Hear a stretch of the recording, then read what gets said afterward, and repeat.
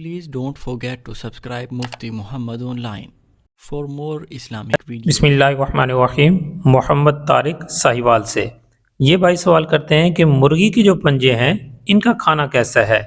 کیا مرغی کے پنجے کھانا جائز ہے یا نہیں؟ رہنمائی فرما دیں۔ بھائی نے بہت ہی اچھا سوال پوچھا ہے۔ ان کا سوال ہے کہ مرغی کے پنجے کھانا جائز ہیں یا نہیں، کیونکہ بڑے جو جانور ہیں جس طرح کے گائے ہو گئی، بیل، بھینس، بکری، بکرا وغیرہ جو بڑے سبھی حلال جانور ہیں ان کے پائے لوگ بڑے شوق سے کھاتے ہیں، مگر مرغی کے جو پنجے ہیں انہیں بہت ہی کم لوگ کھاتے ہیں۔ بعض لوگ تو انہیں جائز ہی نہیں سمجھتے اور لوگ مکروہ بھی سمجھتے ہیں، لیکن بعض لوگ اسے بھی بڑے شوق سے کھاتے ہیں۔ اب یہ جاننا ضروری ہے کہ ان کے متعلق شرعی حکم کیا ہے۔ دیکھیں، اس مسئلے کو سمجھنے سے پہلے یہ بات جاننا بہت ضروری ہے کہ آیا کہ حلال جانور کی کون کون سی ایسی چیزیں ہیں جن کا کھانا حرام ہے۔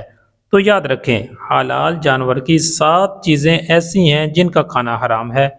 ان میں پہلے نمبر پر بہتا ہوا خون، یعنی جب جانور ذبح کرتے ہیں تو اس کا جو خون نکلتا ہے وہ بہتا ہوا خون ہے، وہ حرام ہے۔ دوسرے نمبر پر نر جانور کی شرمگاہ، تیسرے نمبر پر کپورے، یہ حرام ہے، ان کا کھانا بالکل بھی جائز نہیں ہے۔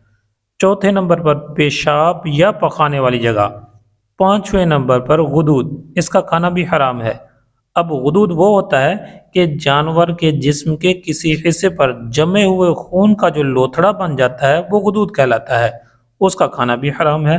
نمبر 6 پر مثانہ، 7ویں نمبر پر جو چیز حرام ہے وہ ہے پتا۔ اب حلال جانور کی یہ 7 چیزیں ایسی ہیں جن کا کھانا حرام ہے۔